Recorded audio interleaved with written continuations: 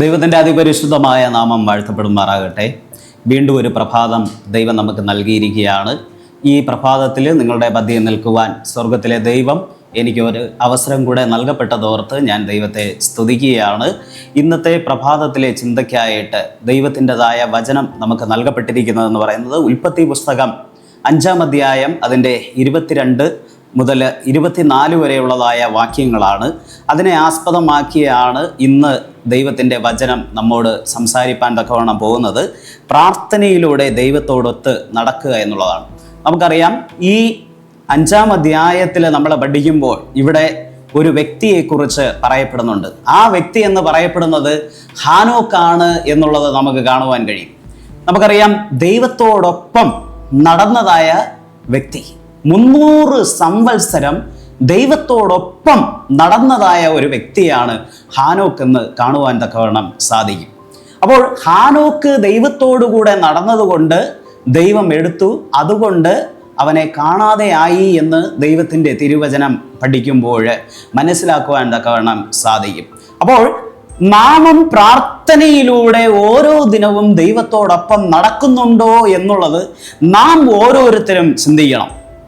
നമ്മൾ ഓരോ ദിവസവും എഴിക്കുമ്പോഴും ഉറങ്ങുമ്പോഴും എല്ലാ സന്ദർഭങ്ങളിലും ദൈവത്തോടൊപ്പം നമ്മൾ നടക്കേണ്ടതായിട്ടുണ്ട്. നമുക്കറിയാം, ദാനിയേലിനെ കുറിച്ച് പഠിക്കുമ്പോൾ ദാനിയേൽ ദൈവത്തോടൊപ്പം പ്രാർത്ഥനയിൽ നിരതനായിരുന്നത് കൊണ്ടാണ് വലിയൊരു അപകടം തൻ്റെ മുൻപിൽ വന്നപ്പോൾ അവിടെ രാജാവ് ഒരു കൽപ്പന കൊടുക്കുമ്പോൾ രാജാവിനെ മാത്രമേ ആരാധിക്കാവൂ എന്നുള്ളതായ ഒരു കൽപ്പന നൽകപ്പെടുമ്പോൾ, മറ്റുള്ളവർ നിർദ്ദേശിച്ച പ്രകാരം ആ കൽപ്പന നൽകപ്പെടുമ്പോൾ ദാനിയേൽ ആ കൽപ്പനയ്ക്ക് വിരോധമായിട്ട്, കാരണം തൻ്റെ ദൈവത്തെ നിന്ദിക്കാത്തതായ ദാനിയേൽ ദൈവത്തിങ്കിലേക്ക് നോക്കി പ്രാർത്ഥിക്കുന്നതായി കാണുവാൻ സാധിക്കും.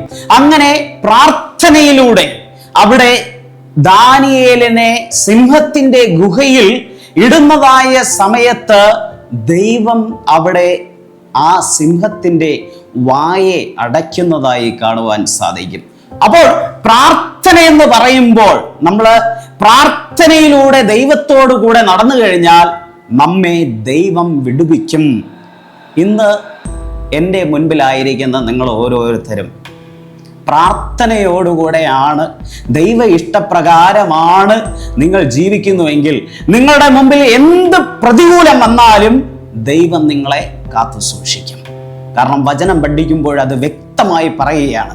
കാരണം വചനം പഠിക്കുമ്പോൾ പറയുന്നത്, മനുഷ്യനിൽ ആശ്രയിക്കുന്നതിനേക്കാളും യഹോവയിൽ ആശ്രയിക്കുന്നത് നല്ലത്, പ്രഭുക്കന്മാരിൽ ആശ്രയിക്കുന്നതിനേക്കാളും യഹോവയിൽ ആശ്രയിക്കുന്നത് നല്ലത് എന്നുള്ളത് തിരുവചനം പഠിക്കുമ്പോൾ സങ്കീർത്തനം 118-ന്റെ 8-9 വേദഭാഗങ്ങൾ പഠിക്കുമ്പോൾ നമുക്ക് കാണുവാൻ തക്കവണ്ണം സാധിക്കും. അതുകൊണ്ട് ഈ പ്രഭാതത്തിൽ ഞാൻ നിങ്ങളോട് ആഹ്വാനം ചെയ്യുന്നത്, പ്രാർത്ഥനയിൽ ദൈവത്തോടൊപ്പം നടക്കുവാൻ ഹാനോക്ക് നടന്നതുപോലെ പ്രാർത്ഥന നിരതനായി നമ്മുടെയും ജീവിതം നയിക്കുക.